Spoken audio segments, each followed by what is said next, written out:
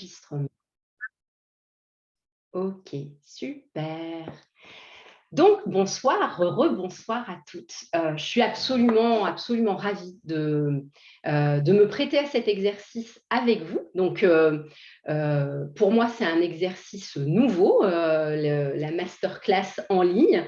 Donc, euh, Isa parlait de zone de confort quand on attendait avant de démarrer. Donc, voilà, on peut sortir de sa zone de confort à tout moment, même quand on est coach, même quand on a de l'expérience. Et donc, on va en parler. Ça fait partie des thèmes de notre masterclass. Alors, on va... Oups, je suis allée trop vite. On va parler, donc, dans cette masterclass, d'identifier ce qui nous empêche de progresser. J'ai bâti cette masterclass pour vous apporter des solutions concrètes. Alors, évidemment, en 1 heure de masterclass, ça ne remplace pas toute une expérience de coaching, mais mon but, c'est vraiment que vous puissiez repartir ce soir avec des choses que vous allez pouvoir utiliser pour de vrai dès ce soir, dès demain, dans votre quotidien. Donc, un petit rappel pour bien profiter de cette heure. Coupez les notifications de vos téléphones, éteignez le micro de vos ordinateurs. Comme ça permet de ne pas se gêner avec les bruits qu'on peut avoir derrière soi. Préparez un carnet. J'avais dû l'écrire dans le mail dans lequel je vous ai envoyé le lien. C'est toujours intéressant de pouvoir prendre des notes. Soit des notes des exercices que je vais vous proposer de faire pendant cette heure ensemble, soit parce que vous avez quelque chose qui vous vient à l'esprit, des réflexions. Voilà. Et puis, si vous avez des questions qui vous viennent pendant le déroulé, les explications que je vais vous donner, les exercices qu'on va faire ensemble, profitez d'avoir un carnet pour noter vos questions sur un carnet pour qu'on ait le temps d'y répondre à la fin de la masterclass. Alors, pour commencer tout ça, je voulais commencer par me présenter parce qu'il y a un certain nombre de personnes que je connais ici et puis il y a des personnes que je ne connais pas. Donc, je m'appelle Alexandra, ça vous le savez toutes.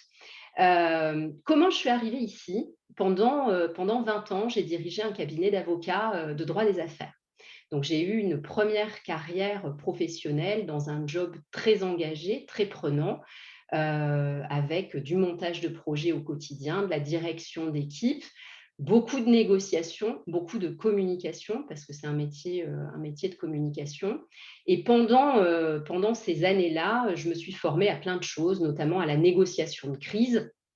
Et j'ai fait une formation d'hypnothérapeute il y a quelques années, notamment en hypnose conversationnelle, parce que je voulais améliorer mes techniques d'écoute et surtout aider les gens à bâtir ensemble des solutions pérennes, c'est-à-dire qu'ils soient conformes à leurs valeurs, parce qu'en fait, on ne bâtit rien quand on n'est pas conforme à nos valeurs.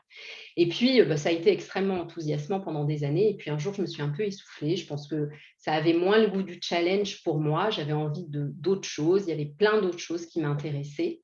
J'avais besoin de temps aussi parce que je travaillais énormément et que je m'essoufflais un peu dans un quotidien qui ne laissait pas beaucoup de place à la femme que je suis. Je me suis remise au yoga. Ça a été un espèce d'électrochoc pour moi. Comme j'adore apprendre, je me suis formée en tant que prof de yoga. J'ai fait plus de 700 heures de formation ces 10 dernières années. Et puis, je me suis formée comme coach. J'ai repris des études de psychothérapie et de psychanalyse. Et puis, je suis arrivée à un moment où je me suis dit, bon, je pense que maintenant, c'est bon.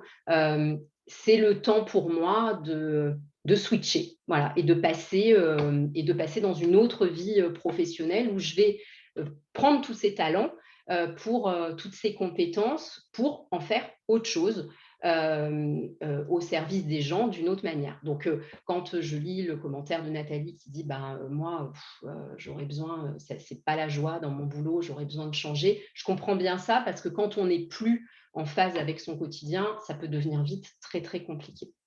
Donc, à ce moment-là, moi, j'ai vécu toutes mes croyances limitantes, toutes mes peurs, tout est revenu en fait, parce que j'étais dans une vie professionnelle hyper confort, où j'étais reconnue, etc., etc. Et puis d'un coup, j'ai fait un grand saut dans le nouveau. Et ça a été, ça a été très, très inconfortable pour moi. Et en fait, j'ai décidé de me servir de tout ça pour bâtir un accompagnement pour nous permettre en fait de nous reconnecter à tout ce qu'on oublie qu'on a, parce qu'en fait, on a des ressources infinies en nous.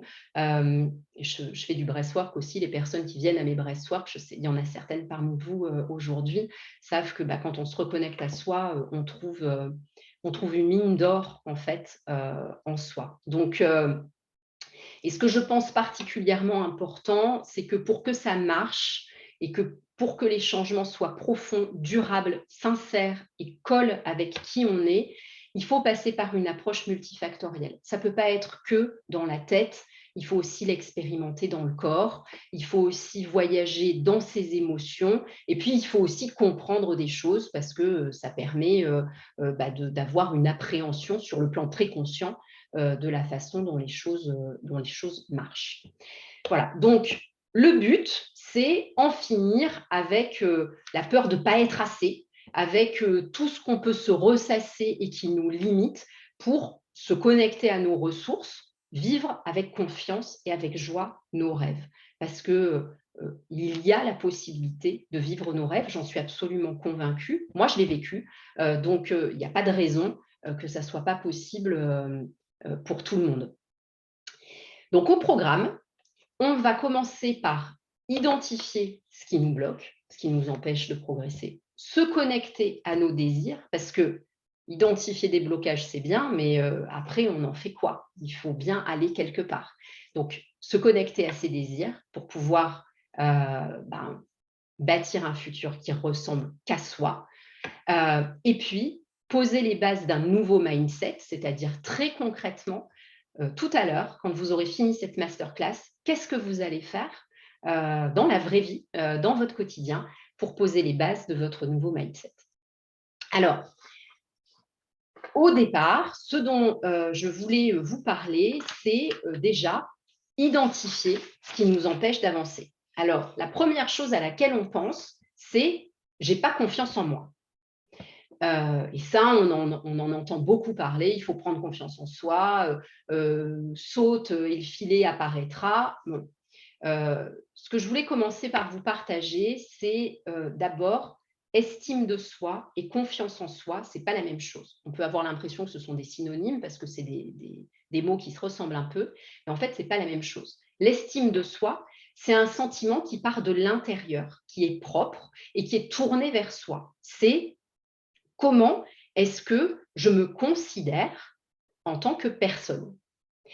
Et la confiance en soi, c'est la confiance en nos capacités à faire quelque chose. La confiance en soi, elle est dans le faire. L'estime de soi, elle est dans l'être. Et donc, ce que je vous propose tout de suite, c'est de de prendre votre carnet et puis de noter dans votre carnet cette question: quelle estime est-ce que j'ai de moi? Alors, vous pouvez répondre, j'ai une bonne estime, ou oh, non, non, j'ai une mauvaise estime. On peut remarquer qu'en plus, cette réponse, elle peut changer au fil d'une même journée ou d'une même semaine ou d'une même année en fonction de ce qu'on vit, des choses auxquelles on est confronté. Et en fait, en général, quand on se connecte à ça, à cette question-là, quelle estime est-ce que j'ai de moi, on se rend compte que on la pose, cette question, dans un contexte, dans des circonstances. C'est-à-dire par rapport aux attentes que j'ai. Quelle échelle de valeur est-ce que je me suis fixée? Donc, la deuxième question que je vous propose de vous poser, c'est quelles sont mes attentes? C'est quoi la liste de mes attentes? Par exemple, moi, je considère que je suis quelqu'un je suis une bonne personne, j'ai une bonne estime de moi parce que je fais un métier qui aide les autres. Et c'est bien de faire un métier qui aide les autres. ou bien j'ai une bonne estime de moi parce que j'estime que j'ai coché telle et telle case dans ma vie, j'ai eu des enfants, je suis mariée, j'habite dans une maison, enfin je me conforme à un certain nombre d'attendus qui me semblent importants. Et à l'inverse, on peut se dire, bah non, j'ai pas une bonne estime de moi parce que, par exemple, j'ai pas réussi à avoir d'enfants ou j'ai pas eu le nombre d'enfants que j'espérais avoir. Et donc, pour moi, c'est une défaillance, quelque part. Dans toutes ces questions que vous pouvez vous poser, dans tous ces critères que vous pouvez vous poser comme étant des indicateurs positifs ou négatifs de l'estime que vous avez de vous, je vous invite à vous demander en quoi est-ce que ces critères, ce sont vraiment vos critères ou bien ce sont des critères que vous avez intégrés par votre éducation, par le regard de la société, par l'image que votre entourage peut vous renvoyer. Donc, dans tout ce maillage qui vient créer votre estime de vous, qu'est-ce qui est à vous et qu'est-ce qui est, je dirais, importé, qui vient de l'extérieur. Et je vais vous proposer de poser votre stylo, peut-être de fermer les paupières si ça peut vous aider à vous concentrer et de vous connecter à cette sensation. Si vous allez choisir quelque chose où vous vous dites, bah là, en termes d'estime de moi, c'est pas confort, d'aller vous connecter à ce que vous ressentez. Peut-être c'est de la frustration, peut-être c'est de la tristesse, peut-être que vous êtes en colère, peut-être que vous pouvez vous sentir emprisonné en fait. En fait, j'ai pas une bonne estime de moi parce que je ne coche pas telle et telle case des attendus de mon entourage, mais en fait, quand je me connecte à ça, surtout ce que je ressens, c'est de la colère parce que, j'ai l'impression qu'on m'emprisonne dans quelque chose. Donc, ça, c'est intéressant parce qu'on peut se rendre compte comme ça, que peut-être on a adhéré pendant des années, à, quelque chose qu'on a intégré comme devant nous construire en termes d'estime de nous, mais qui en fait correspond peut-être pas tout à fait, à, ce que nous, on voudrait. Donc ça, alors bien sûr, c'est un exercice que vous pourrez refaire, hein, avec le replay de la masterclass pour, vous reconnecter à ça, parce que c'est pas toujours des questions qui sont très, très confort. Hem, Par rapport à ça, qu'est-ce que vous ressentez comme émotion? Je ressens de la colère, ou je ressens de la tristesse, ou je ressens de la frustration. OK, ça fait quoi quand vous ressentez cette émotion? Ça fait quoi dans votre corps?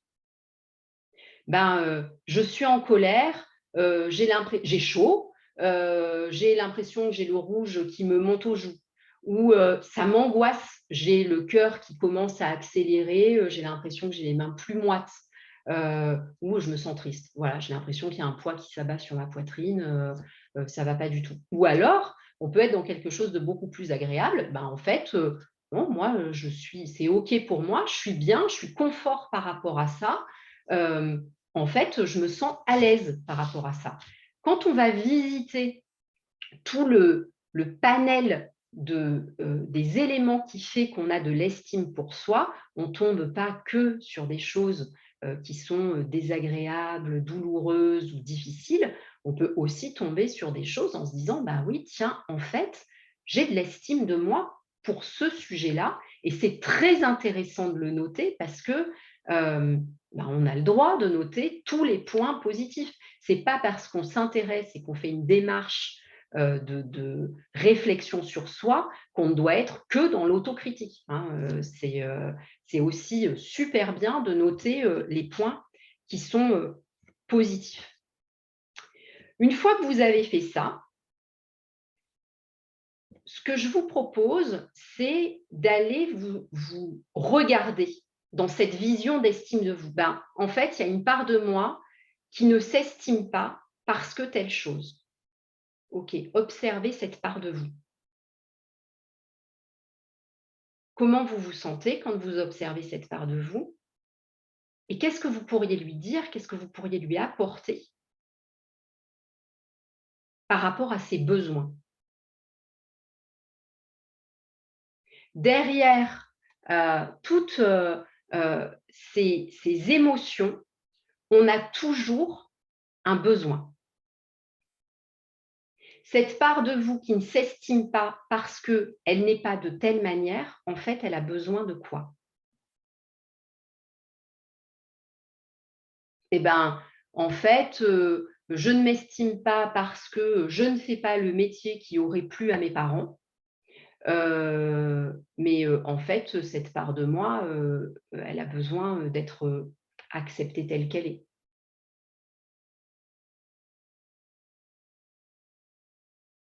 Et là, la question suivante, c'est OK, qu'est-ce que tu fais consciemment pour accepter cette part de toi? Comment est-ce que tu te mets vraiment OK par rapport à cette part de toi?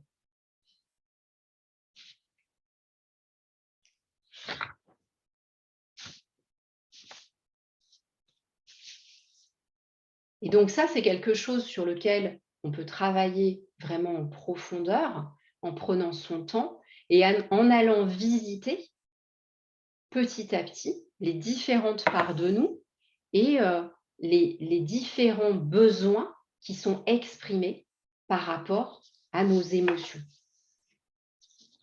Si on ne fait pas ce travail-là et qu'on se dit bon, bah, faut que je travaille ma confiance en moi, il faut que je me mette un coup de pied aux fesses et que j'avance, en fait, vous allez passer en force.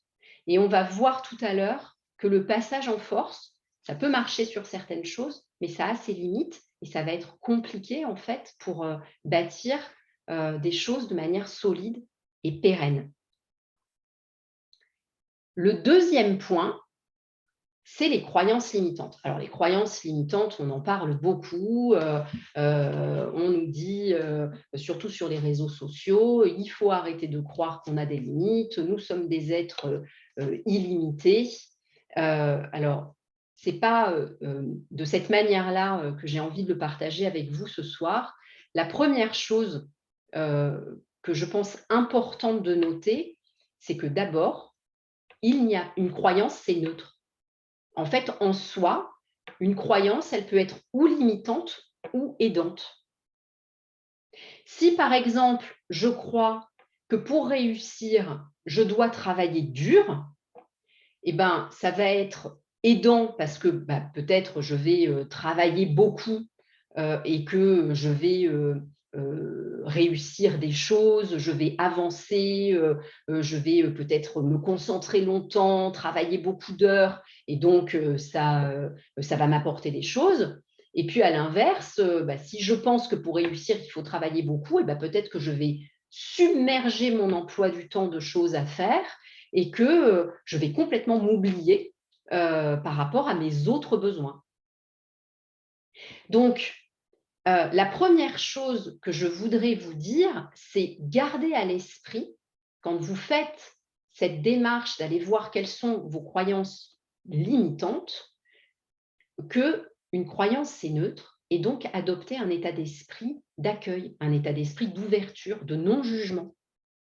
Dans toutes les croyances qu'on a, on est plein de croyances. Tout le monde croit plein de choses. Il y a plein de croyances qui nous aident.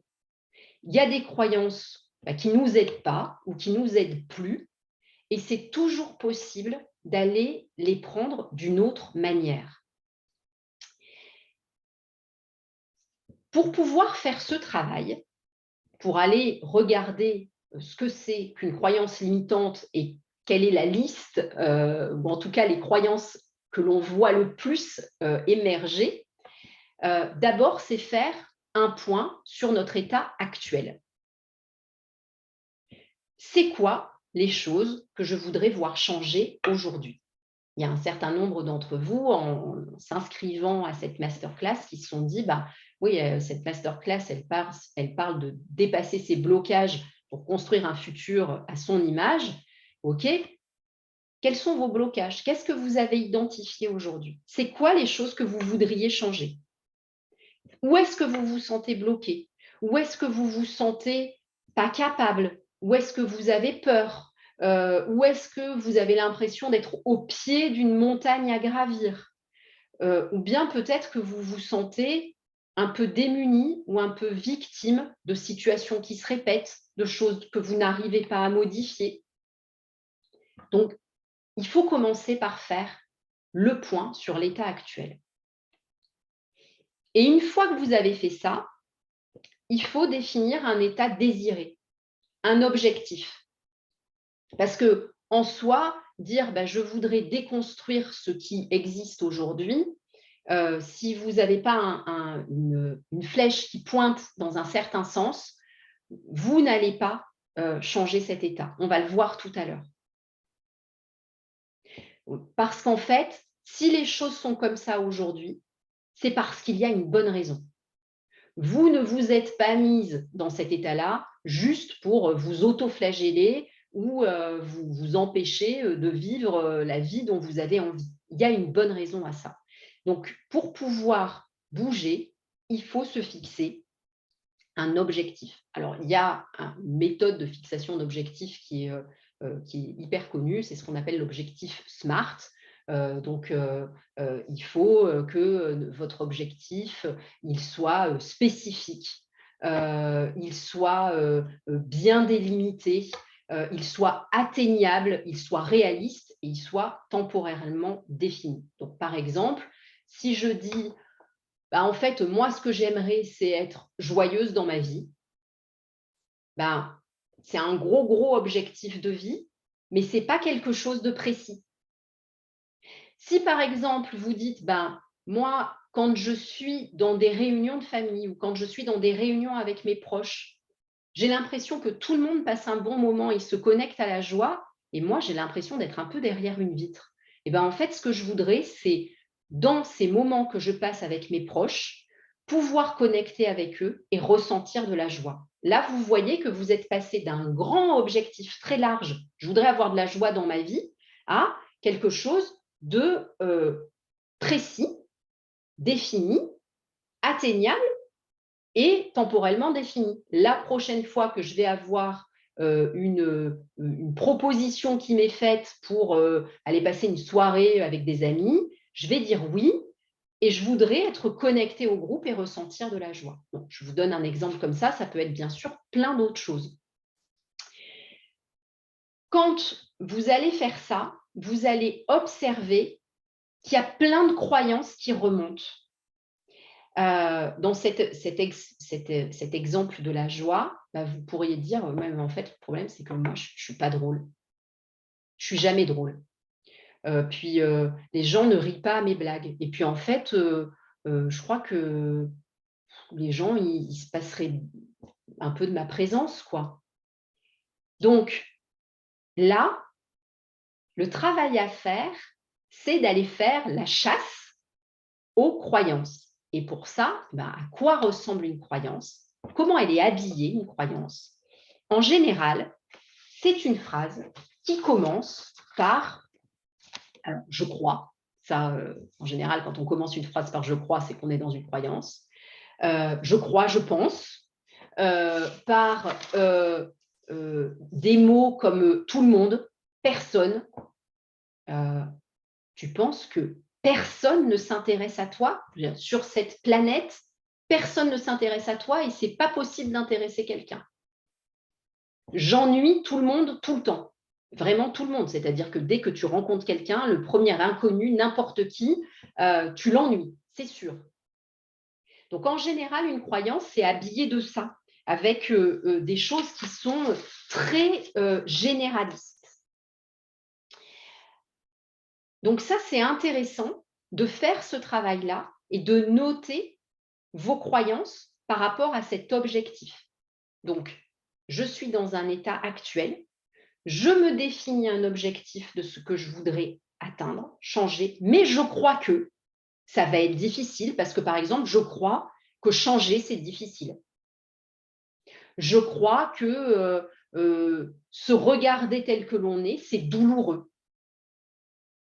C'est sûr que si vous vous dites changer c'est difficile et se regarder tel qu'on est c'est douloureux, on n'a pas du tout envie d'y aller en fait. Donc, ça permet de faire une liste. Un autre exemple de ce que vous pourriez avoir comme croyance, c'est si j'avais telle chose, alors il se passerait ça. Je vous donne un exemple. De toute façon, maintenant, je suis trop âgée. Si j'avais 10 ans de moins, je pourrais changer de vie professionnelle. Si j'étais plus sexy, je ne sais pas, avec un physique différent, je plairais plus aux hommes. Si j'avais tant de personnes qui me suivent sur Instagram, je serais capable de développer mon business de coach. La question que je vous pose, c'est si vous atteignez cet objectif, si vous étiez plus drôle, si vous arriviez à travailler plus dur, à changer ce que vous voulez vous changer, qu'est-ce qui se passerait? Si vous atteignez cet objectif, qu'est-ce qui va se passer? Et si vous n'atteignez pas cet objectif, qu'est-ce qui va se passer? Par exemple, j'ai l'objectif de changer de travail, mais si je n'atteins pas ce travail, je reste dans mon travail actuel, qui m'ennuie, dont j'ai envie de changer, mais que je connais. Donc, c'est pas top, mais je sais ce que j'ai. Ce travail-là, cette façon d'approcher les croyances, ça permet de se dire, en fait, à quoi elle m'a servi cette croyance? Pour qu'elle se mette en place, pour que je l'adopte, pour que mon cerveau, mon inconscient se dise, c'est utile de croire ça, je vais croire ça.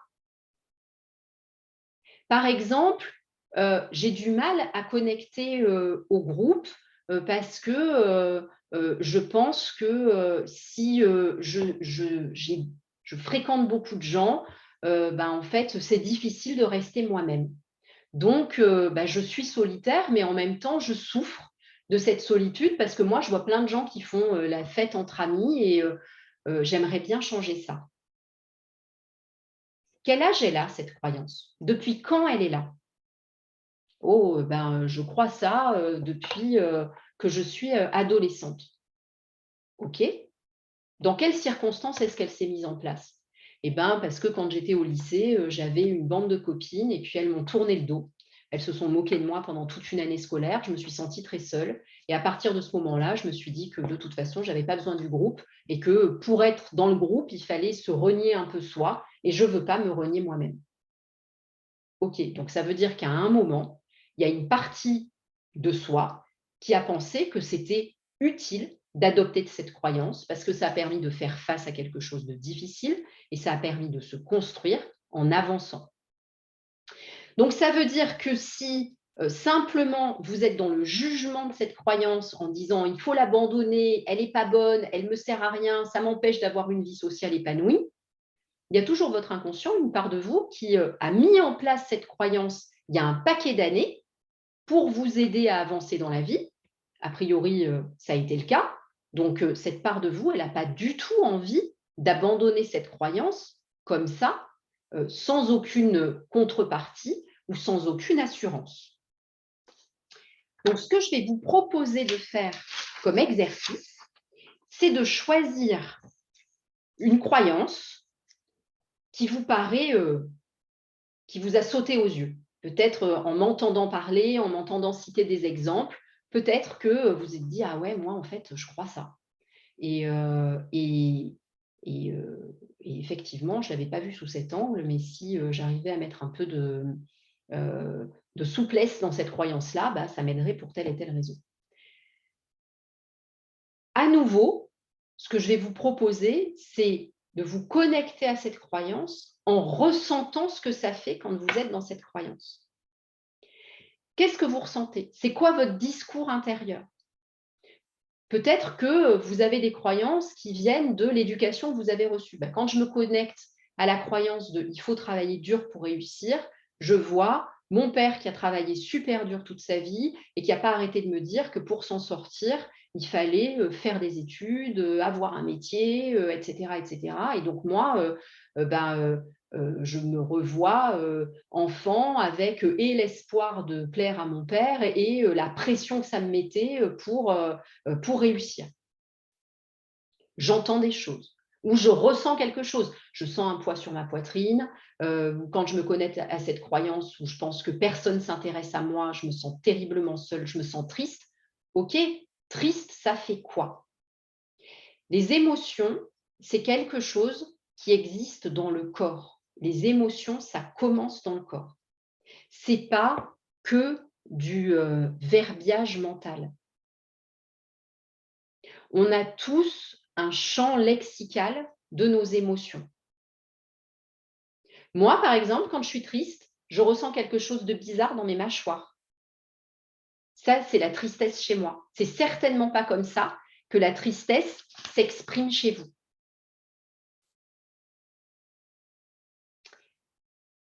Connectez-vous à cette croyance, à ce que vous ressentez, à peut-être ce que vous entendez, peut-être que vous visualisez quelque chose, parce que cette croyance, elle est collée à un souvenir et que ce souvenir, il est visuel.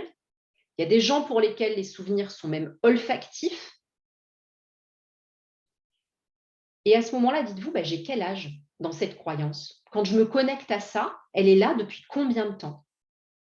Quand est-ce que je l'ai adoptée?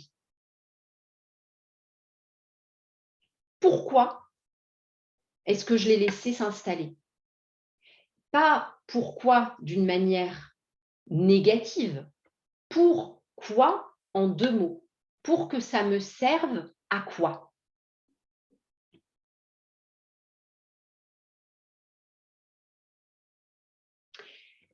Et une fois que vous aurez fait ce travail-là de connexion, simplement dans un état d'esprit d'accueil, je vous rappelle, une croyance, c'est neutre, c'est ni positif ni négatif.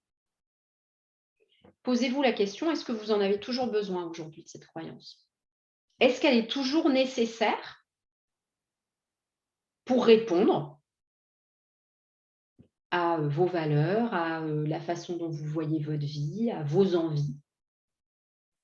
Si la réponse est oui, c'est super. En fait, c'est une croyance aidante. Si la réponse est oui, mais bof, peut-être que vous pouvez la moduler. Et si la réponse est ah non, pas du tout, en fait, je considère que oui, j'avais tel état d'esprit quand j'avais 20 ans ou 25 ans ou 30 ans ou 40 ans, et puis maintenant, je peux voir les choses d'une manière complètement différente. Alors peut-être que vous pouvez rentrer dans un processus de laisser cette croyance, lui dire merci, tu m'as accompagné pendant ces années, mais maintenant je vais faire ma route sans toi. Et ce que je vous propose de faire dans les jours qui viennent, les semaines qui viennent, c'est dans votre carnet, de créer une page de croyances. Au fur et à mesure des jours, peut-être ce week-end et les jours qui viennent, notez vos croyances. Quelles sont les croyances qui vous paraissent aidantes et quelles sont les croyances qui vous paraissent pas du tout aidantes? Par exemple, il pourrait y avoir une personne qui se dirait moi, je pense que je suis très créative. Ça, c'est une croyance aidante, sans doute. Peut-être qu'elle se dit mais je suis très créative et donc forcément, quand on est créatif, on n'est pas organisé. Peut-être que non. Peut-être qu'on peut être et créatif et organisé. Et donc, ce que je vous propose, c'est de faire ça vraiment dans un état d'esprit d'exploration. Certainement pas pour aller vous accabler en vous disant mon Dieu, je crois des tas de trucs. On croit tous des tas de trucs qui nous aident et puis qui nous aident moins. Et ça, c'est vraiment la base de ce qui va nous permettre d'avancer vers nos objectifs.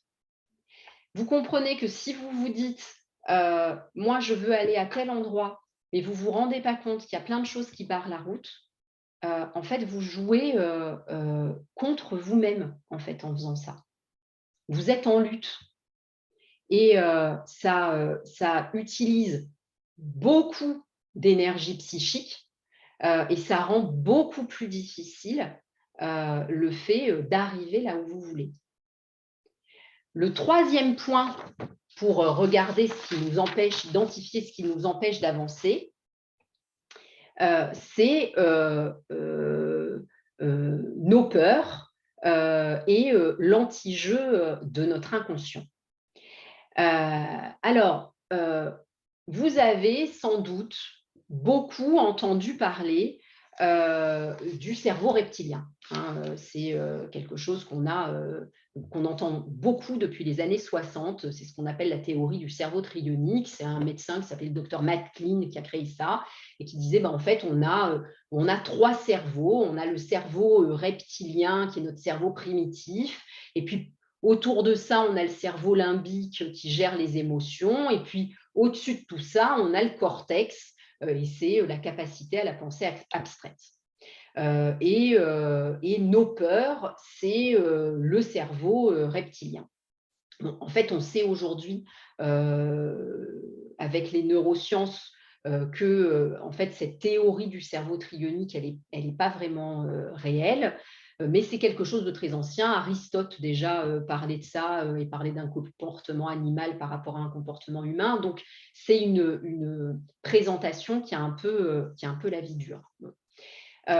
Toujours est-il que, quelle que soit la théorie que l'on suit, il y a une façon d'appréhender les choses d'une manière consciente et une manière d'appréhender les choses d'une manière qui est plus inconsciente. Le rôle de notre inconscient, c'est de nous garder en sécurité. C'est son but à notre inconscient. C'est, on pourrait dire quelque part d'une manière schématique, l'instinct de survie. Donc, quand on est dans une situation donnée, on va avoir 3 modes de réaction possibles dans une situation qui est compliquée, hein, bien sûr. Si vous êtes au spa en train de vous faire masser, logiquement, votre inconscient devrait être content. On a 3 façons de réagir. C'est le fight, flight, freeze. C'est-à-dire soit je combats, soit je fuis, soit je me gèle, je me fige sur place. Donc, quand on est confronté à une peur, notre inconscient, il va se mettre dans ce mode fight, flight, freeze. Donc, soit il va combattre, soit il va nous faire fuir, soit on va se figer sur place. Notre inconscient va toujours induire une réponse par rapport à nos peurs. Et si on n'y prend pas garde et qu'on veut passer en force, ce qui se passe, c'est qu'on va stresser notre organisme, on va stresser notre cerveau, stresser notre inconscient, et on va se retrouver dans un mécanisme de réaction face au stress. Alors, le stress, c'est normal, hein, c'est biologique. Et si ça devient chronique, alors on va tomber dans l'anxiété chronique, voire l'angoisse, et ça va devenir très compliqué. Donc, si par exemple, je suis dans un job qui ne me convient pas, j'ai envie d'en changer, je me projette dans quelque chose, mais le changement me fait très peur, ça me met dans une situation où en fait je me bloque, je ne sais plus quoi choisir, mon anxiété augmente. En fait, vous êtes en train d'essayer de dire consciemment à votre cerveau, faut changer parce que ce job, ça va plus, mais vous ne faites que vous confronter à votre peur du changement elle-même. Et donc, ça ne fait qu'une spirale infernale qui ne va pas vous aider à avancer vers ce que vous voulez. Là encore, la première démarche, c'est prendre conscience de ses peurs, nommer sa peur. C'est le seul moyen de savoir en fait qu'est-ce qui se passe. Parce que si c'était si facile de changer des choses dans nos vies, il n'y aurait pas eu presque 125 personnes inscrites à cette masterclass.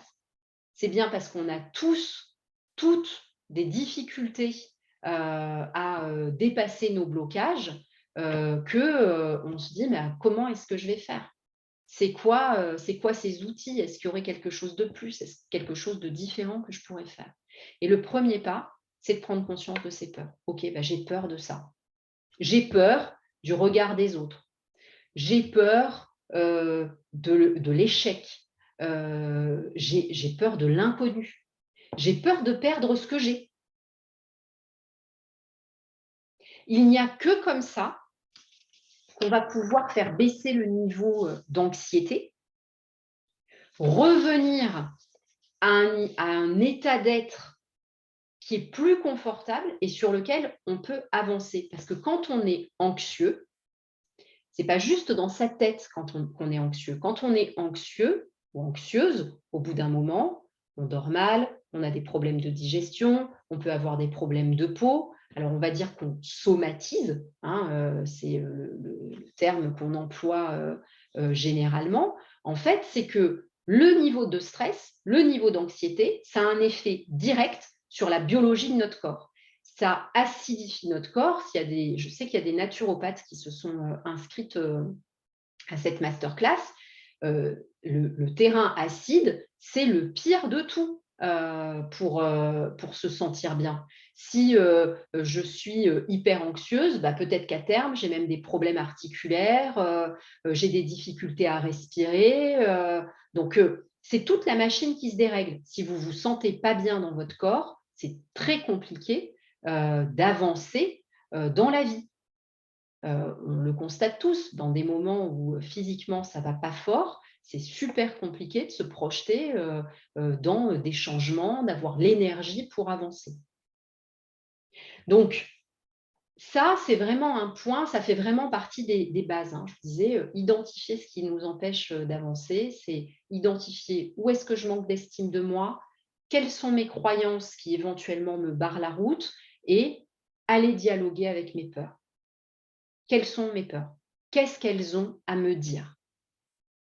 Si elles sont là, c'est pour une bonne raison.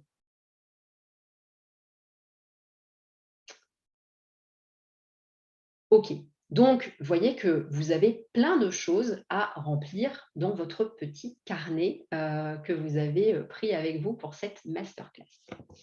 Alors, une fois qu'on a fait ça, donc là, on a parlé pendant cette première partie de choses qui nous plombent, qui nous empêchent de progresser, etc. Bah, une fois qu'on a vu ça, ben, c'est pas une fin en soi, quoi. OK, donc j'ai des peurs, donc j'ai des croyances limitantes et après, qu'est-ce que je fais? On va pas rester comme ça. Donc, une fois qu'on a fait ça, on va aller se connecter à ses désirs pour se projeter vers un futur, un état désiré. Ça peut être une chose précise dans notre vie ou ça peut être plusieurs choses ou une chose qui va entraîner un changement sur plusieurs plans, hein. Ça peut être plus ou moins vaste, ce que l'on cible. On va définir sa vision. Ici, quand on parle de définir sa vision, on ne parle pas de comment, on parle de quoi. Et quand on parle de quoi, c'est oser rêver et être créatif. La plupart du temps, on s'empêche de rêver. Ah oui, non, mais c'est pas raisonnable. Je peux pas penser un truc pareil parce que j'ai pas l'argent, parce que j'ai tel âge, parce que tous les parce que qu'on peut se mettre. Vous pouvez retourner à la case croyance limitante. Donc, oser rêver et être créatif. Qu'est-ce que vous voudriez? Ah ben moi, je voudrais, être dans une relation avec un partenaire qui soit comme ça. OK, bah, si c'est le cas, si c'est ça votre rêve, par exemple, connectez-vous à cette vision. Ça fait comment? Si vous fermez les yeux et que vous vous dites: «Voilà, je suis dans une vie avec un partenaire, qui correspond à mes valeurs et avec lequel je me sens bien, je me sens à l'aise», fermez les yeux, vous êtes comment? Vous vous sentez comment? «Ah ben, je me sens, désirée». OK, super. C'est comment, quand, tu te sens désirée? «Ah bah, je sens qu'au niveau des épaules, c'est léger». Ok, super. Et puis quoi d'autre? Ben, j'aurais envie de danser. Ok, super. Vous voyez que c'est quelque chose que vous êtes capable de ressentir dans votre corps. On peut prendre un autre exemple. Hein. Ben, en fait, ce que je voudrais, c'est créer mon activité professionnelle. Je veux me lancer comme indépendante. Et quand je me connecte à ma vision, je réussis, je me sens fière de moi et j'impacte des milliers de vies grâce à mon message. Et c'est comment quand tu es comme ça? Ah ben, je me sens forte. Ok, c'est comment quand tu te sens forte? Bah, j'ai la poitrine qui s'ouvre, je respire mieux, je souris rien qu'à y penser. Donc, vous voyez que là encore, c'est des choses qui passent par le corps. Pour faire ça, il faut sortir de l'énergie de la peur et du manque pour aller se connecter à l'énergie de la gratitude. Alors, ça peut paraître un peu perché quand on dit ça, mais en fait, c'est très concret. C'est-à-dire que si je me dis, ah ouais, non, mais j'aimerais bien rencontrer un partenaire qui me corresponde. Enfin, j'ai 50 ans, donc hein, les célibataires sexy et disponibles sur le marché, ça ne court pas les rues. C'est sûr que si vous vous présentez les choses comme ça, ça va être compliqué. Vous retombez dans la croyance limitante du manque, de la peur, et ça va être super compliqué de développer quelque chose qui vous permette d'aller vers ça. Si par contre, vous êtes dans une énergie de gratitude en vous disant, ben, en fait, donc moi, ce que je voudrais, c'est avoir une vie amoureuse qui soit satisfaisante. Et je vous laisse mettre ce que vous voulez derrière le mot satisfaisant. Hein. Chacun a sa définition de ça. Et quand je me connecte à ça, je me sens sexy, je me sens belle, je me sens désirable, je me sens joyeuse. OK. Donc ça, tu le sens aujourd'hui, en fait. Tu es capable de te connecter à ça aujourd'hui. Ça existe en toi. C'est à ça qu'il faut venir se connecter. Cette énergie de la joie, en fait, c'est ce qui permet de sortir du mental. C'est ce qui permet d'arrêter de tourner en boucle. Je continue mon exemple de ce que je voudrais, c'est avoir un partenaire qui me correspond et vivre une vie amoureuse qui est satisfaisante et joyeuse pour moi. OK, qu'est-ce qui t'empêche d'aller t'acheter de la super lingerie parce que quand tu vas la mettre le matin, eh ben, tu vas te sentir bien. Et ça, c'est concret, c'est maintenant. Si par contre, tu attends de rencontrer quelqu'un pour pouvoir vivre ça dans ta vie, bah, c'est un cercle vicieux, quoi. C'est le chat qui se mord la queue et ça ne va pas avancer. Donc ça, il y a des séances magnifiques à faire sur ce genre de choses. Le dernier point que je veux vous dire là-dessus, c'est définir sa vision après la vision. Il y a plein de gens qui n'atteignent pas leurs objectifs parce qu'ils ont peur du et après. Et si j'atteins ça, ben, après, il se passe quoi dans ma vie? Une fois que j'ai réalisé ce projet professionnel, je fais quoi? J'attends que ça passe? Le fait de garder un but non atteint permet de garder un but. Et donc, il y a des personnes pour lesquelles cet exercice de définir la vision, il ne marche pas parce que leur inconscient se dit, en fait, une fois que ce but il est atteint, il n'y a plus rien à faire, il y a juste à attendre, à vieillir et à mourir, quelque part.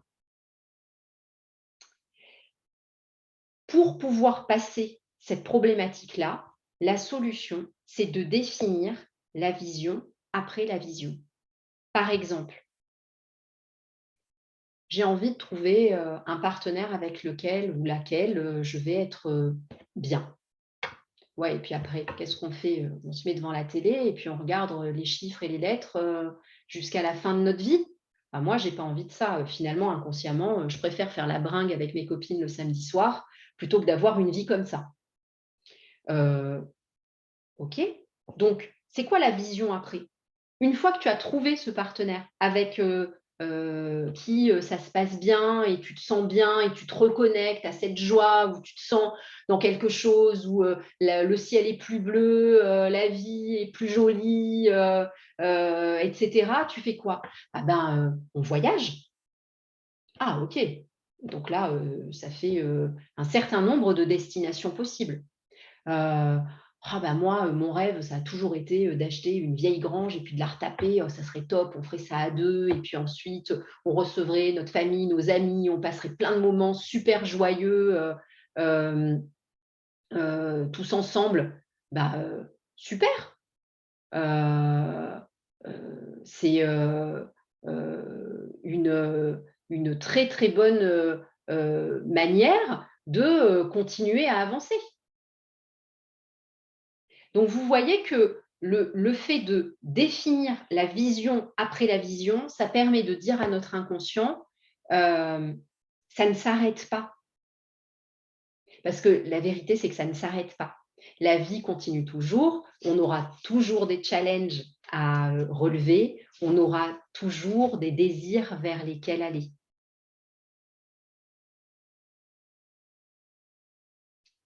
On est OK là-dessus?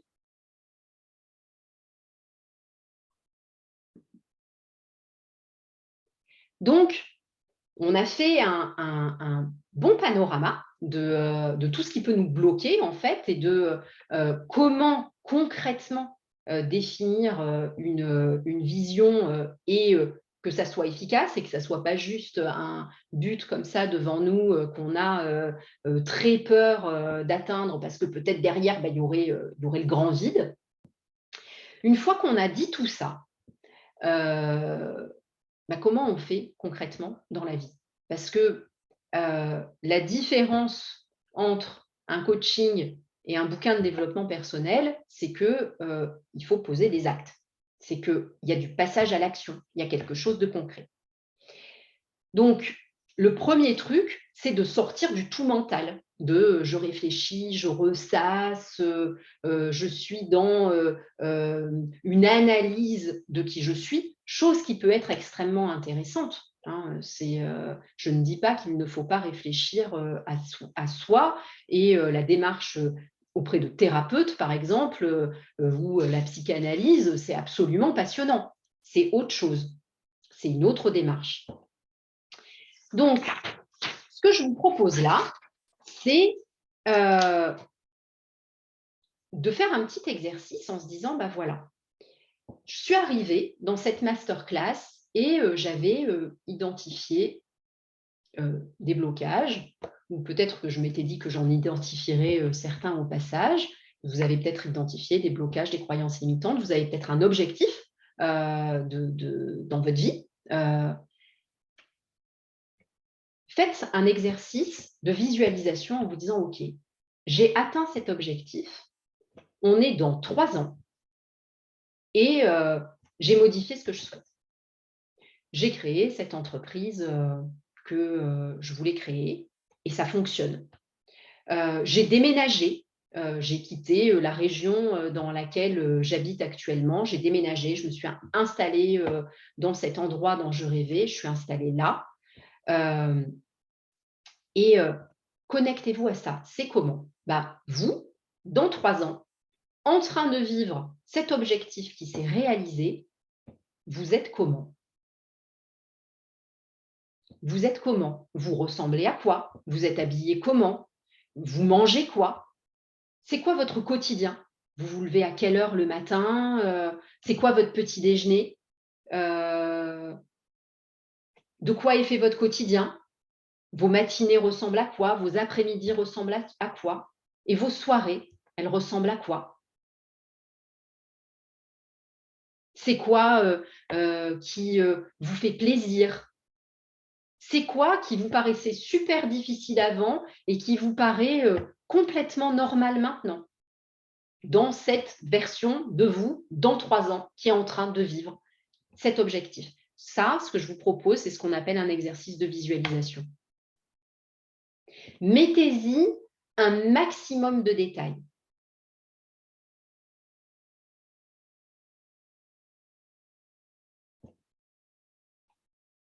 Quelles sont les différences entre cette version de vous dans 3 ans, dans ce qu'elle vit, dans son quotidien, et ce que vous faites vous aujourd'hui?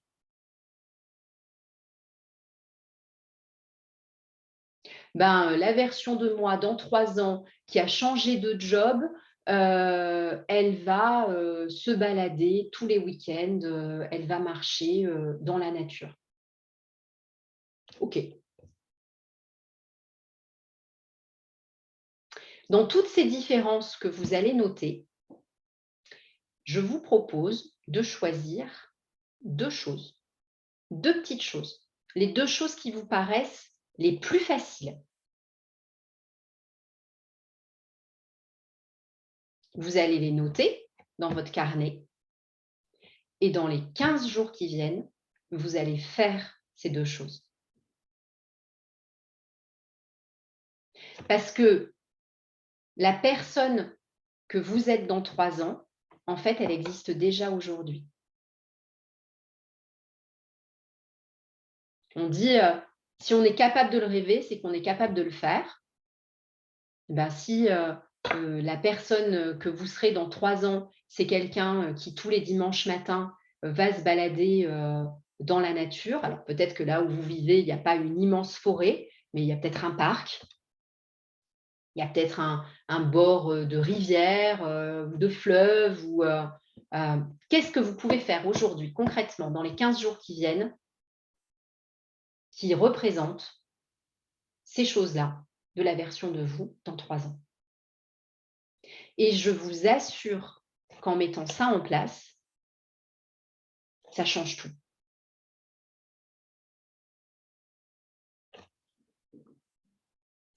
Alors, une fois qu'on a dit tout ça, comment on fait? Parce que on veut sortir de l'anxiété, on a peur de ne pas être assez, on veut se projeter dans l'avenir avec confiance, avec joie. Vous voulez arrêter des fonctionnements qui ne vous servent plus. Cette masterclass, elle vous donne plein d'outils. Je vous assure que si vous faites ces exercices en y consacrant du temps, vous allez voir qu'il y a plein d'outils, plein de choses qui vont sortir.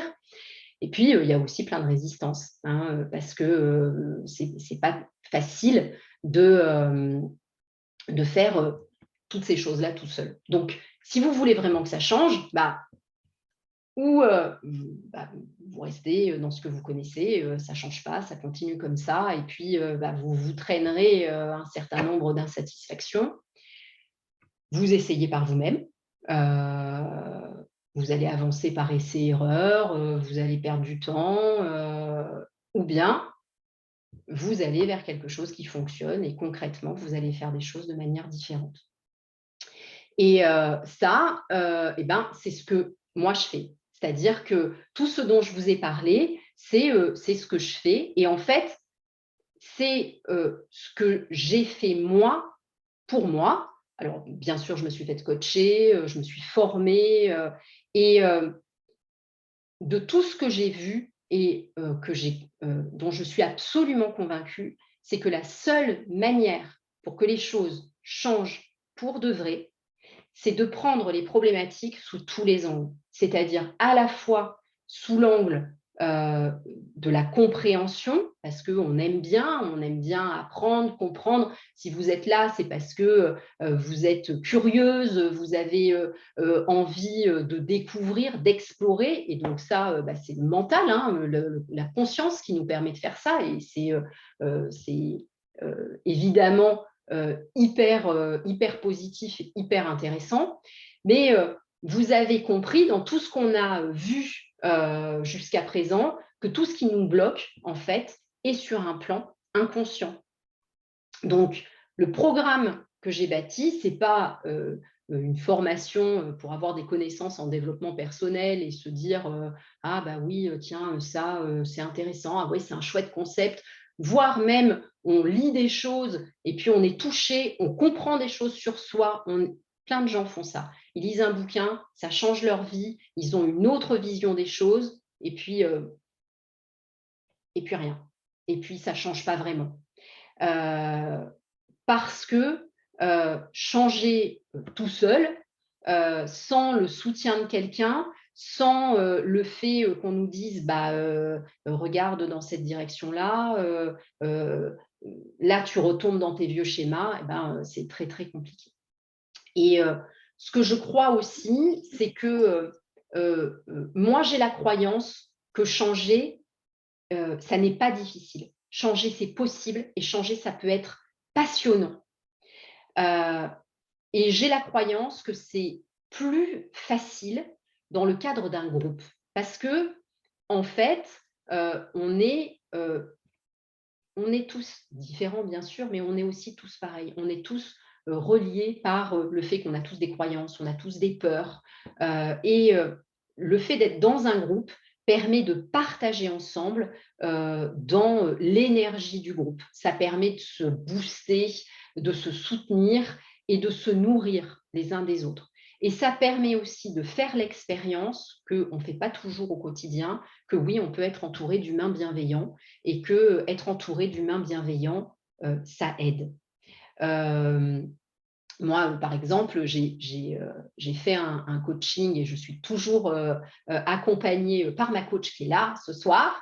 Et cet après-midi, j'ai reçu des tas de messages de mon groupe en me disant ça va être super, ta masterclass Alexandra, on est sûr que ça va bien se passer parce qu'elle savait que bah, cet exercice, pour moi, il n'était pas...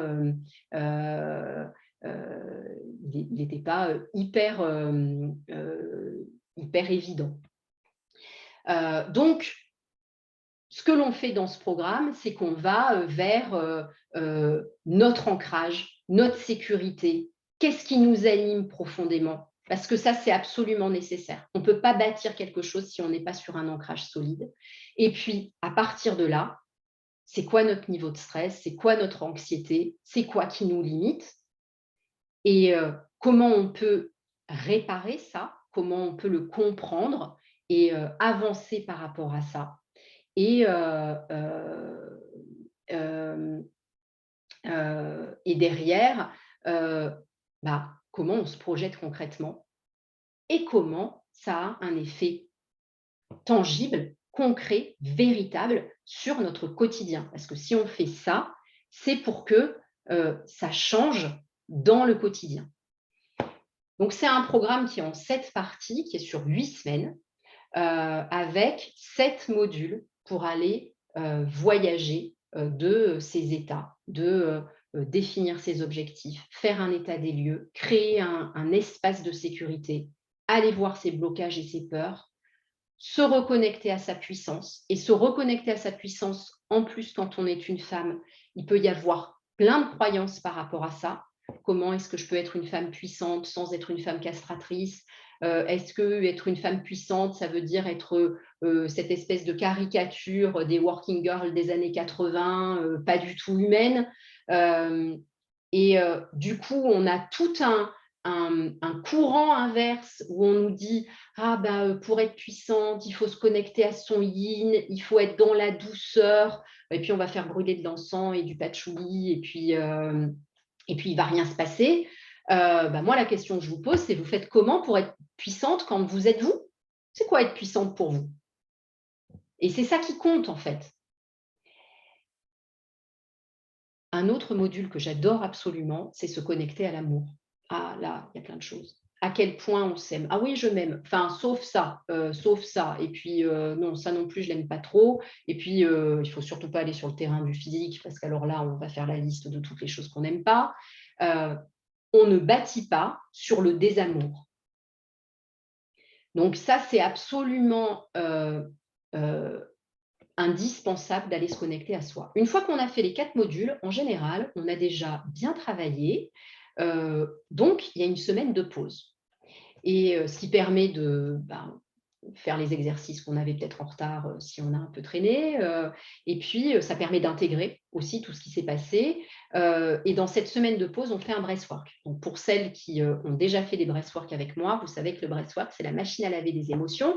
S'il y avait des choses qui étaient restées coincées pendant les 4 premiers modules, avec le breathwork, ça va circuler comme il faut. Et puis, une fois qu'on a fait tout ça, alors on construit. On exprime sa créativité, on se positionne par rapport à ce qui nous rend unique et on va aller définir sa vision, renforcer sa vision et on passe à l'action.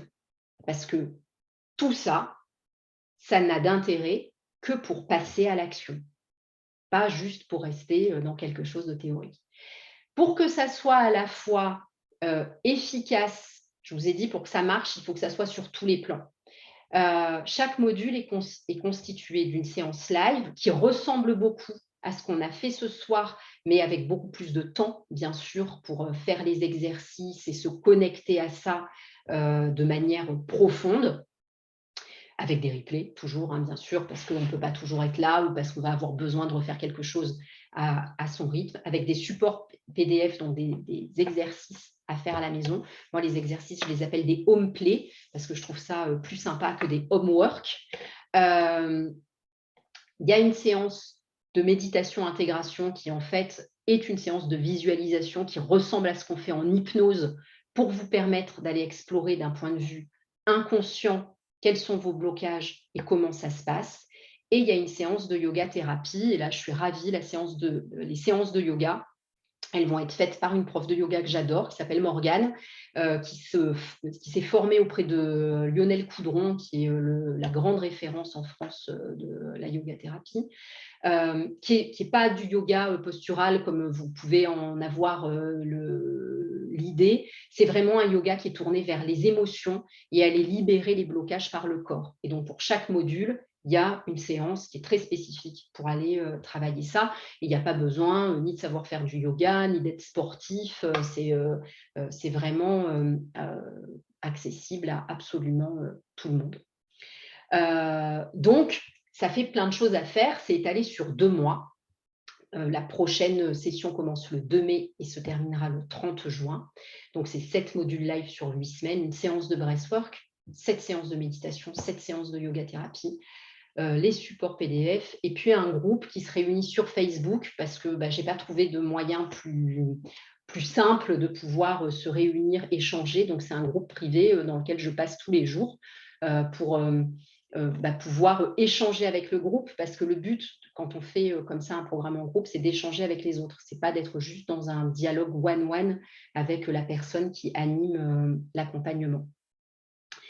J'avais dit qu'il y aurait des petits cadeaux pour les personnes qui sont inscrites à la masterclass et qui vont vouloir s'inscrire sur le programme. Il y aura en plus 1 heure de coaching avec moi en séance individuelle et 1 heure de coaching avec Morgane en yoga-thérapie sur des choses personnelles. Donc, pour aller vraiment gratter et construire tout ce que vous voulez. Et ces séances, elles pourront être faites soit dans les 2 mois du coaching, soit jusqu'à fin juillet, ça pourra fonctionner. Donc, ça permettra de déclencher ça au moment où ça vous paraît le plus pertinent pour vous. Voilà, la valeur du pack. Je me suis amusée, en fait, parce qu'avec ma coach, Cécile, quand on a travaillé là-dessus, bien sûr, ça vaut combien tout ça, par rapport à tout le temps que ça représente, etc., la valeur des bonus, etc. Donc, on est sur une valeur de 2 850 €. Donc, c'est un super programme canon que j'adore, en fait.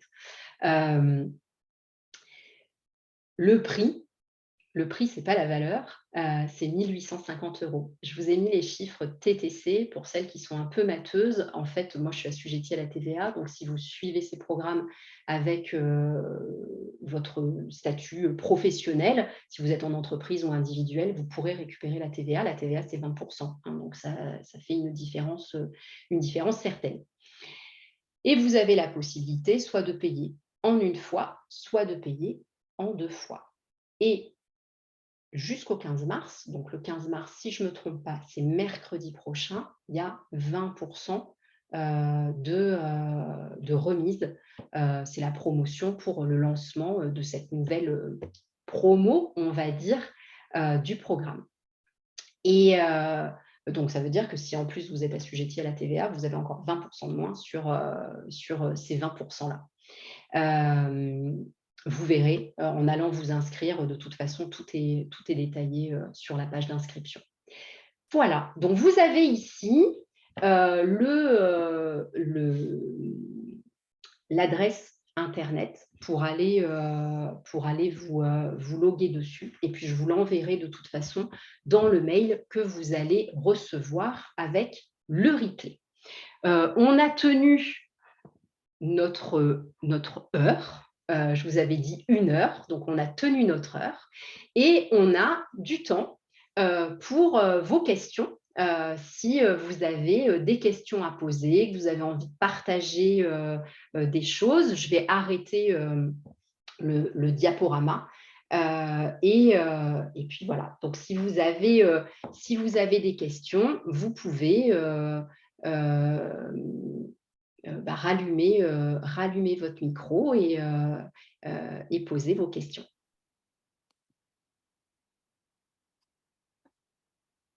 Et puis, si vous n'avez pas de questions, c'est que tout était super clair, en fait. Donc c'est top. Clair. Super clair. Ah, il y a Frédéric qui nous dit en commentaire « Merci, c'était très intéressant. Ça donne envie de s'occuper de soi. » Mais oui, bien sûr, on a totalement besoin de s'occuper de soi. C'est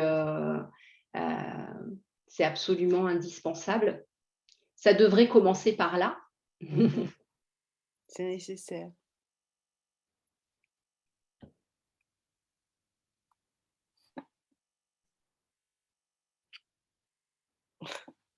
Alors, est-ce que quelqu'un se lance dans les questions ou les commentaires? Non, moi, c'était vraiment clair. Moi, je voudrais revenir sur un point. Si on travaille soi-même sur quelque chose, qu'on est en couple, comme tu parles du couple, on a beau travailler soi-même sur quelque chose, mais si l'autre ne bouge pas, c'est très difficile de faire des efforts soi-même et l'autre qui ne bouge pas de toute façon. Donc, à part de changer de partenaire, comme tu parlais de la relation amoureuse, tu parlais beaucoup de la relation.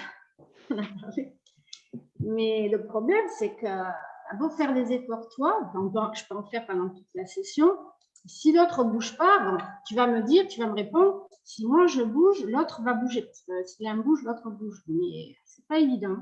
Alors, ce que tu dis est vrai. Il y a certaines personnes qui ont une force d'inertie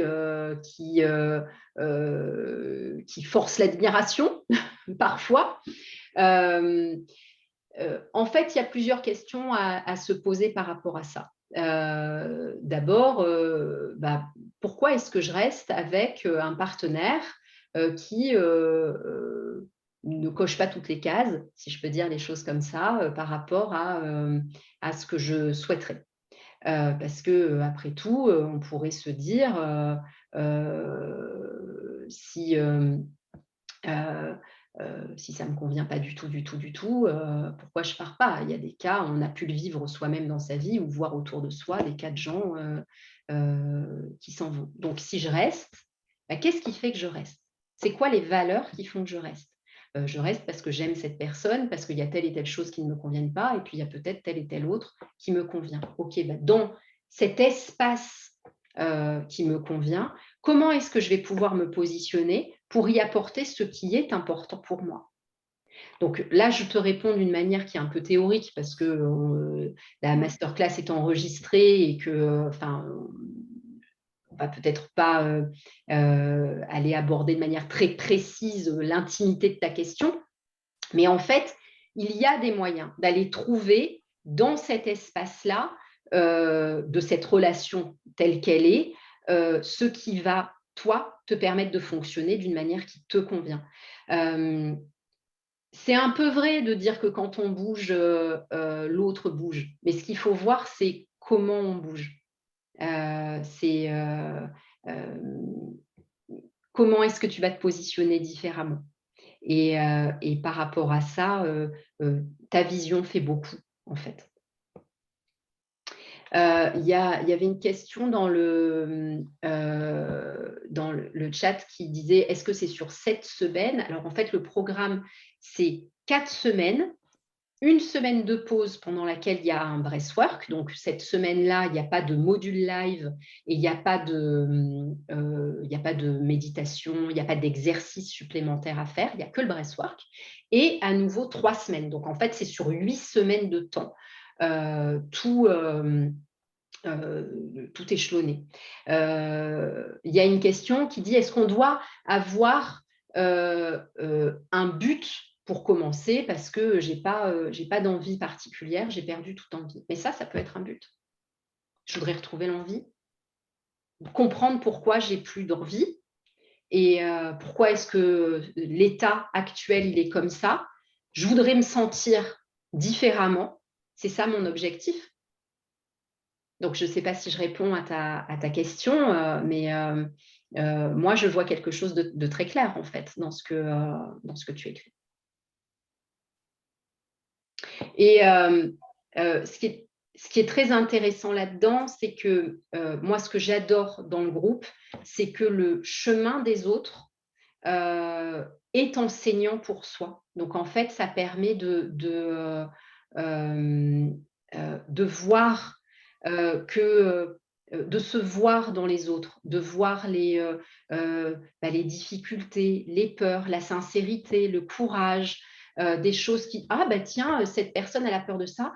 Pour moi, c'est facile, ça. On s'est tous dit ça à un moment donné. Mais c'est absolument génial de pouvoir cocher les choses qui, pour nous, sont faciles. On parle tellement de tout ce qui est difficile, de tout ce qu'on a amélioré. Il faut devenir une meilleure version de soi. Mais moi, je ne crois pas du tout à ça. Je pense qu'on est déjà parfait tel qu'on est. On n'a pas à devenir meilleur, plus je ne sais pas quoi pour être heureux. On a à revenir à soi. Et dans le fait de voir les autres, ça permet d'aussi développer la compassion, l'empathie, de voir que les autres ont cette compassion et cette empathie pour nous, on y a droit aussi, et de se l'apporter à soi. Parce qu'en général, on est extrêmement dur avec soi-même et on est loin de se traiter soi-même comme on traite nos amis, par exemple. On est beaucoup plus dans le jugement, dans l'exigence, à faire le décompte précis de tout ce qu'on fait pas suffisamment bien comme on voudrait. Et en fait, de voir à quel point le groupe peut être un espace sûr en fait, et bienveillant, c'est extrêmement ressourçant et ça donne beaucoup d'énergie pour avancer. Donc, c'est pour ça que moi, j'aime beaucoup, beaucoup ce format. Est-ce que vous avez d'autres questions? Moi, j'ai trouvé super intéressant quand tu as dit de se connecter à soi dans 3 ans. Franchement, ça, c'est génial parce qu'on peut le faire. On peut le faire. De toute façon, on se dit dans 3 ans. Dans 3 ans, c'est dans pas longtemps. Hein, c'est pas je serai comment dans 10 ans, dans 15 ans, à un âge où c'est compliqué de se projeter. Par contre, dans 3 ans, c'est demain, c'est assez rapide. Donc, c'est pour ça que c'est intéressant de prendre un délai qui n'est pas trop long. Tous les exercices que je vous ai donnés, c'est vraiment des choses que vous pouvez faire et refaire. Donc, si vous allez recevoir la masterclass en replay tout à l'heure, si vous pourrez y avoir accès quand vous voudrez. Hein, le lien ne va pas expirer, donc vous pourrez le garder à vie si vous voulez. C'est chaque fois que vous aurez un moment où vous direz « Oh là là, j'ai ce truc-là à faire, j'y arriverai jamais ». Le « j'y arriverai jamais », revenez écouter la masterclass. Voilà. C'est vraiment concret et c'est vraiment ça que je voulais vous partager avec vous, c'est-à-dire vous montrer qu'il y a des choses qui marchent vraiment. Voilà. Et que tout ça, vous avez la possibilité de le traduire de manière concrète dans vos vies. Parce que faire des choses inspirantes, enfin lire des choses inspirantes, voir des comptes Instagram, on se dit oh là là, telle personne, ah ben oui, c'est super ce qu'elle fait, elle est courageuse, etc. Oui, bon, c'est super. Au mieux, ça vous fait rêver. Au pire, ça alimente un sentiment de frustration. Et ça, c'est pas bon du tout. C'est pas ce qui va vous aider à avoir la ressource pour avancer vers quelque chose que vous souhaitez. Donc, oui, Coco, je te recommande de faire cet exercice du mois dans 3 ans. Ça marche très bien. Non, mais en plus, j'ai super aimé quand tu rentres dans les détails, par exemple, de dire simplement à quelle heure je vais me lever, qu'est-ce que je vais déjeuner, enfin, qu'est-ce que je vais prendre au petit déjeuner, enfin, des trucs simples, mais finalement, peut-être qu'il n'y aura pas de changement ou alors un grand changement, mais peut-être qu'il y a des choses que vous allez garder. C'est-à-dire que ce qui est intéressant, oui, parce que super intéressant. Tu peux, de cette manière-là, te rendre compte que il y a des choses dans ta vie aujourd'hui qui te conviennent très bien, qui te sont précieuses. Et ça, c'est super. Dans un moment où on a l'impression que tout tangue un peu dans sa vie et que on a un sentiment d'insatisfaction générale, se dire ah mais en fait il y a ça qui est top. Voilà. Si moi je sais que quand je me connecte à ma moi dans 3 ans, à 6 heures du matin, je commence ma journée en buvant mon thé vert et en regardant par ma fenêtre. C'est un truc que je garderai toujours. Voilà, parce que ça, c'est ma joie, c'est comme ça que commence ma journée. Voilà. Donc, après, il y a d'autres choses qui changeront. Et puis, c'est super important de sortir du jugement, en fait. Le jugement, il ne sert à rien, il ne nous fait pas avancer. Regardez le ciel dans la journée. Regardez le ciel. C'est gratuit, ça. Ouais. Non, tu nous as donné des bons tips, des bons trucs. Franchement, je suis contente d'être venue. Super. Génial. J'ai vraiment rentré dans les détails, c'est chouette. Est-ce que vous avez d'autres questions?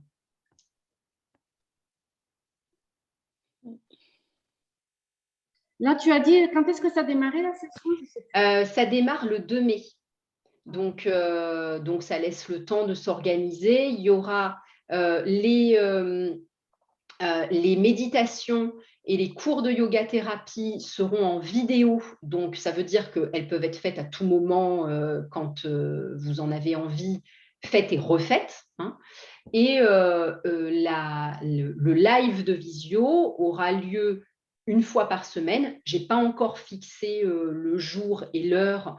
Donc, je pense que quand le groupe sera constitué, j'interrogerai tout le monde pour essayer de trouver un horaire qui corresponde au mieux au groupe dans la semaine. Donc, on verra quand ça sera. Et puis, ça sera en replay. Et la formation, elle va rester accessible. C'est-à-dire qu'en fait, une fois que la formation est terminée, que les 2 mois sont écoulés, les modules resteront accessibles, les replays resteront accessibles. Donc, ça veut dire que si vous avez envie de vous reconnecter à la formation, de venir refaire les vidéos, vous pourrez continuer à bénéficier des ressources tant que System.io, qui est la plateforme d'hébergement, existe. Voilà, donc voilà. Voilà. Vous savez tout. Moi, je vais venir. Mais viens, Sophie, bien sûr. Et pour le yoga, là, c'est des postures, c'est quoi là? Alors, il y avait Morgane qui était là. Elle s'était connectée. Tu es toujours là, Morgane? Ah ben super. Tu peux réactiver ton micro? Je peux faire ça. Voilà, donc Morgane, c'est la merveille dont je vous parlais. Donc Morgane, elle est prof de yoga et on se connaît bien parce qu'elle habite à Marseille comme moi depuis pas longtemps. Elle est importée du Mexique, Morgane. Ah, canon. Et donc, comme ça, elle va pouvoir vous dire un petit mot puis vous expliquer ce que c'est la yoga thérapie. Et ben, bonsoir tout le monde. Ah, Morgane. Je vais faire assez court parce que la yoga thérapie, c'est un vaste sujet. Mais moi, en fait, il y a deux grands axes. C'est l'axe psychocorporel et un axe plus axé sur la maladie vraiment, on va dire, du corps, hein, même si la distinction corps-esprit, elle est un peu... Voilà. Moi, l'axe que je travaille beaucoup, c'est le psychocorporel. Donc, j'accompagne des gens qui souffrent d'angoisse, qui souffrent voilà, de peur, de trauma. C'est l'essentiel de mes accompagnements. Et ce à quoi je crois vraiment profondément, et c'est vraiment le socle sur lequel est posée la formation de yoga thérapie, c'est que les émotions sont dans le corps. Donc c'est vraiment le corps nous parle tout le temps, tout le temps, tout le temps. Parfois on l'écoute, parfois on se rend compte, je sais pas, un exemple, on va rencontrer une personne, on va dire, il y a une espèce de presque de mouvement il y a un truc qui n'est pas passé. Et on s'en rend compte, on se dit, cette personne, je ne l'ai pas sentie. Et parfois, on ne s'en rend pas du tout compte. Et en fait, le but de la yoga thérapie, c'est un peu de reconnecter avec tout ça, avec les sensations dans le corps, qu'est-ce que ça fait, quelle intensité elles ont, qu'est-ce qu'elles me disent aussi. Quand j'ai une émotion, j'en sais rien, moi je suis contente, j'ai de la joie, bah, c'est quoi la joie dans mon corps? Est-ce que je peux l'entretenir? Est-ce que c'est un truc que je peux répéter? Quand j'ai de la peur, qu'est-ce que c'est la peur? Est-ce que je dois l'écouter? Est-ce que je dois complètement faire comme si elle n'existait pas parce que j'ai pas trop envie de me confronter à mes peurs? Enfin, voilà, c'est vraiment ce dialogue entre les pensées et les sensations du corps et essayer petit à petit de prêter de plus en plus attention à ce qui se passe dans notre corps et essayer d'avancer avec ça et de trouver un équilibre en fait entre ce qu'on ressent, ce qu'on en pense.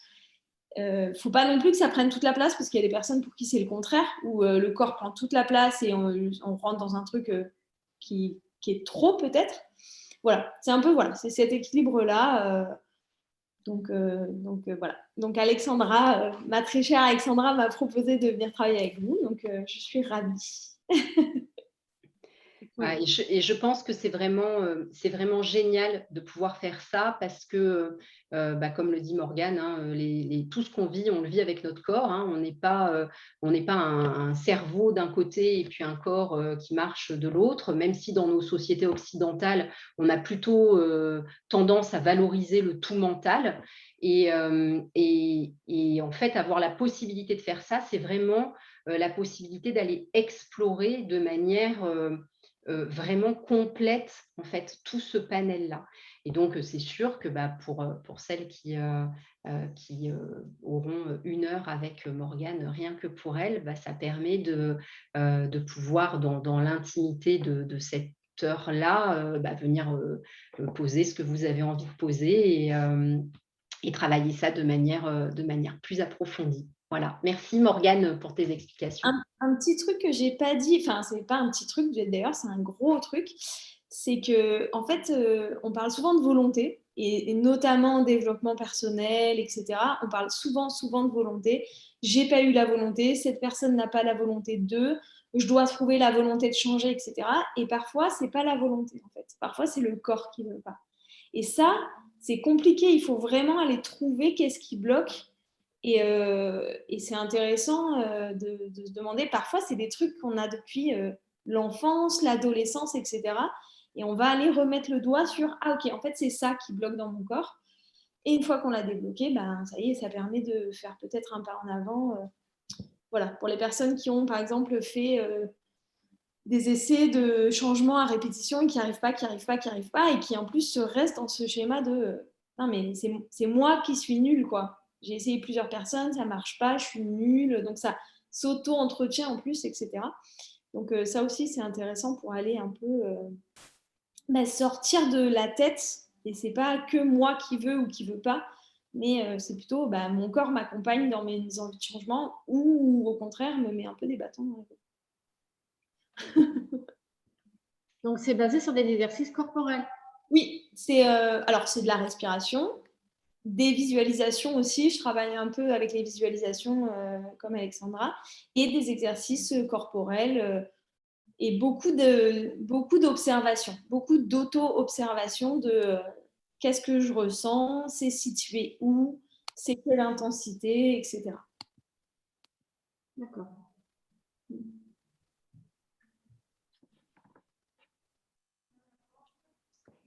Voilà. Est-ce que vous avez d'autres... Merci Morgane pour tes explications. Est-ce que vous avez d'autres questions?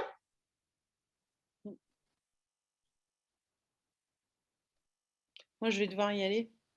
Oui, mais de toute façon, il est déjà 19h. Moi aussi. Donc, okay. Merci beaucoup en tout cas Alexandra. Merci aussi Morgane pour ce que vous avez expliqué. C'est vrai que c'est super intéressant. Plein de conseils déjà, même si entre guillemets on sait plus ou moins inconsciemment qu'il y a pas mal de choses qu'on devrait pouvoir appliquer. En fait, c'est passer de la théorie à la pratique. Et avec un accompagnement, forcément, c'est beaucoup plus probant et on a besoin de ça. Hein. Enfin, vraiment, je pense que c'est important. Et moi, je suis tout à fait dans cette croyance aussi que le corps et l'esprit, il faut vraiment essayer d'harmoniser ça au mieux. Mais parfois, en décalage, parfois, c'est lui qui prend le dessus, parfois, c'est l'esprit. Et je pense aussi, je pensais beaucoup aussi, Alexandra, tout à l'heure à ce que tu disais par rapport à la visualisation, parce qu'il y a aussi une chose que j'ai aussi lue dernièrement, c'est toute cette imprégnation des neurones miroirs qui font que notre manière aussi de faire les choses et de croire aux choses et de se projeter dans quelque chose de positif, ça a aussi un réel impact sur notre cerveau et sur notre bien-être. Bien sûr. Bien sûr.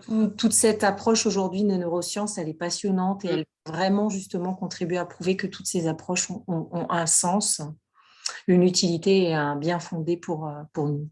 Oui, et je pense que nous en avons tous bien besoin. Oui, on traverse, oui, c'est clair. Merci Isa. Merci beaucoup en tout cas. Bon, eh ben, on est arrivé au bout de cette masterclass. Je vous remercie. Merci beaucoup. Merci d'avoir été là. Merci à toutes celles qui suivront la masterclass en replay. Et puis, je vous dis à très bientôt. Passez une belle soirée, un beau week-end. Et merci pour toutes vos questions, votre participation. C'était une joie de pouvoir échanger sur un autre format. C'était vraiment super. Merci beaucoup. Merci beaucoup. Merci. On va faire des home play. Oui, exactement, des home play. Exactement. C'est un Viens, jeu. Coco. Coco, Oui. tu viens ou pas? Tu t'inscris?